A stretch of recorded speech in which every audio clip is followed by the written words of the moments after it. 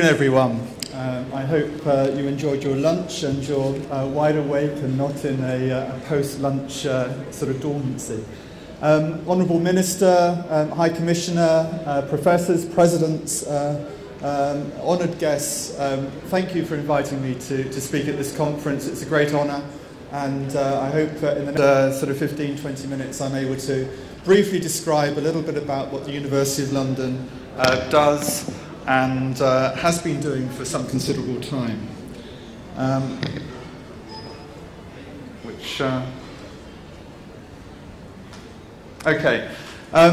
First of all, thank you to India. India has a huge influence on British culture, so much so that the curry is now the national dish. It has surpassed fish and chips and roast beef, and we all love it. But more than that, you are contributing as a country a huge amount to Great Britain in terms of the culture and in terms of the economy. And in post-Brexit UK, I think the hand of friendship is being extended even more so now. And Prime Minister May recently visited India to encourage that relationship and deepen that relationship even more than it has been. In the UK, the University of London has been operating throughout the world for about 160 years. Queen Victoria was quite innovative when she established the university. We were the first university to offer degrees outside of theology and law. We have a wide range of curriculum, but also we were the first to offer degrees outside of campus-based institutions in the UK. And also the first to award degrees to women. And next year we celebrate 150 years of offering degrees to women. We've been an open, diverse university for all those years. We are made up of some of the most prestigious brands in the world, brands like the London School of Economics, University College London, King's College London, and where Karin Preet Kaur from the Netherlands studied at Royal Holloway, University of London. We have a diaspora around the world in 180 countries now, studying our degrees still. And as well as the 170,000 students in London, we've got 52,000 students around the world. And it's those programs that I wanted to describe today. We have a huge number of students studying our MOOC program.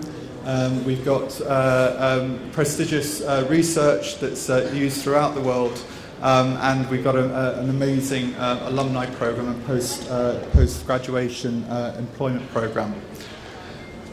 Our global reach speaks for itself. When we introduced the Coursera, or when we worked with Coursera, they said that they would introduce us to countries that we didn't currently operate in. Well, I think if you look at that map, it shows that we've got pretty good coverage already. Our degrees are well recognised around the world and they travel really, really well. And that's one of the key components that I wanted to talk about today. Our degrees have also been used as a catalyst for change in countries. And I was speaking to the High Commissioner from Guyana over lunch, and he mentioned the University of West Indies. Well, that university started by teaching our programmes, as did every university in the UK from 1850 to 1950. They all started as small colleges and used our programs to develop their credentials, and then went on to greater things. There is now a huge influence of our programs in institutions around the world. But even prestigious institutions are still using our programs in other ways. Prestigious institutions like Tomsk University in Russia, it's in the top 10 of Russian universities, yet their degrees don't travel as well as other people's degrees. And so they teach our degrees alongside their own degrees. And their students end up taking 2 sets of exams and end up getting 2 degrees. That's not a dual degree, it's a parallel degree. We do the same at the University of Pacifica in Lima in Peru. And we would like to do similar operations in India. Operate with on-campus students in India, with teaching done in India, with students staying in India, getting employment in India, but having degrees which are recognised by international companies and also can work internationally when they operate overseas. Our degrees are far more modular than they used to be.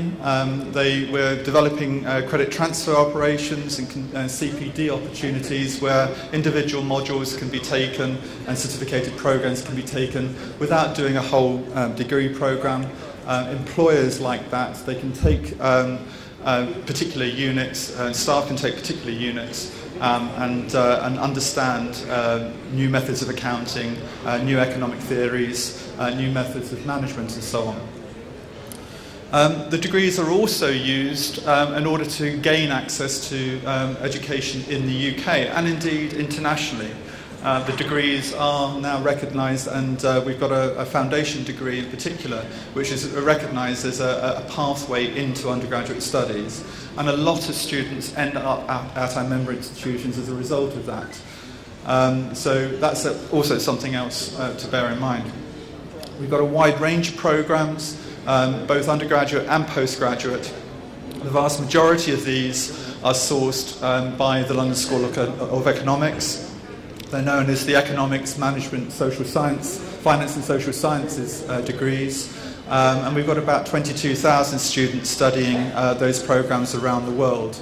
And they're the predominant programmes that are studied by Indian students here. But we also offer a whole range of other programmes. And more recently, we've launched two very, very significant master's programmes. The first is a global MBA with one of our key Russell Group universities, Queen Mary University of London. And that is a modular MBA with accounting, finance, law, leadership and entrepreneurship. Entrepreneurship being a key theme of what we've been talking about this morning and will do over the next 2 days. And we also offer a Master's in Professional Accountancy. And that Master's is unique as a Master's because it's accredited also by the ACCA.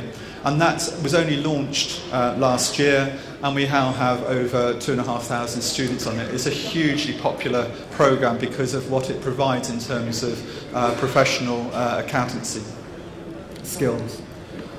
Excuse me. The programmes are international throughout. We are an international university. We operate internationally. They're flexible. They're convenient because they can be studied at distance in your own time, but also when you go to a local teaching institution in country. It's a very, very flexible arrangement, but it's also extraordinarily cost efficient. In terms of the global MBA, it's about 750,000 rupees, INR, and you compare that to what you'd be paying for that degree in the UK, and it's about a third, about 30% of what you would be paying, probably actually more like 20% of what you might be paying for an equivalent degree in the UK. It's very, very cheap compared to the cost of coming to the UK and the additional costs of living in the UK and so on. But you end up with a UK degree, a University of London degree, that has fantastic employment opportunities. It's also delivered in a very adaptive way, not just distance. You're being taught on campus by teachers who understand the local context and provide that context. But it also has support from online tutors, and you're in a cohort of students where you collaborate as a peer group. We also offer, in India, we offer placement opportunities at the Bombay Stock Exchange when you study the global MBA. And that's a unique opportunity in India. We do it through a combined method. There's hard copy teaching materials, there's a virtual learning environment, there's an online library, but the key thing is the last bullet point. That's why we're not really just an ordinary distance learning institution.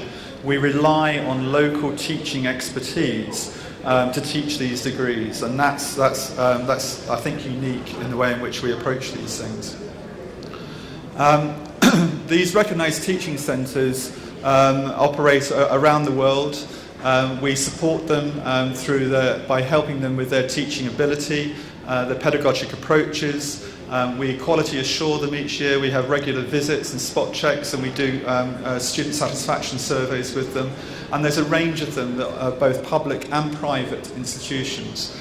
They, as I said earlier, they build up their own credentials, and often, when they're not a university already, then they go on to become a university by using our teaching programs.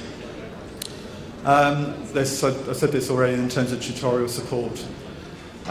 The local, in the way in which we support them, as I said, we conduct research into new educational approaches, and we disseminate those teaching methods to our teaching institutions. Everything that we are doing in London, we try and inculcate into our teaching centres around the world. We rely on both our own research on that, but also the world-class research at the Institute of Education based at UCL. And we also have development forums and a key seminar each year in London where the teaching institutions attend. Every single student on these programs is examined to our standards. It does not rely on the teaching institution. We set the exams in London. They're sat at ISO accredited exam centres around the world, largely British Council offices. And then the exam scripts are sent back to London and they are marked in London. They are very, very tough exams because they are of exactly the same quality that you would get in the UK. They are written exams. They're in a time-defined period. And there's all sorts of measures that we put in place to prevent fraud and identity fraud and so on. They're invigilated and they're authorised, and we're confident that the standards are extraordinarily high. That's more about that. The actual degrees themselves also go through the rigour of the Quality Assurance Agency in the UK, which looks at quality across all of the UK degrees, keeping them very high. When you graduate from the University of London, you get a degree certificate that says University of London on it, but it will also say who contributed to the pedagogy. And as I said, a large number of them are London School of Economics, but you'll also have University College London on the degree certificate, or Goldsmiths or Royal Holloway, or whoever it is that provided the pedagogy. The graduates are also offered a degree ceremony in London, and we offer degree ceremonies all around the world. But if you do come to London, then there's an opportunity to meet the Chancellor, who is Princess Anne, the Queen's daughter, and she's been our Chancellor, I can't remember how long, decades, but she's a fantastic Chancellor and spends a lot of time with the students, talking to them. We've got more than 100,000 alumni in 200 countries around the world, and some of them continue to collaborate through their professional lives, and the friendships that they make continue with them just as they would in any other university. And some of them go on to amazing things. Nelson Mandela studied the programs whilst he was imprisoned in Robben Island. And you can see there we've got presidents from India and elsewhere who have studied these programs. People can go on to great things. The number of students we have in India is relatively small. We would like it to be considerably higher given the population here. And most of them are institutional based, but we do have quite a number who are studying independently. We would like to develop links with India far more than we've got currently, and we're actively engaged talking to institutions in India who would like to teach our programs. It's a picture of Senate House. And that's the end of the slideshow. So happy to take questions. Catch me afterwards. I'll be around for a short while, but I do need to leave quite promptly. I go back to the UK to celebrate Christmas. I'm only here briefly, unfortunately, this time. But thank you very much.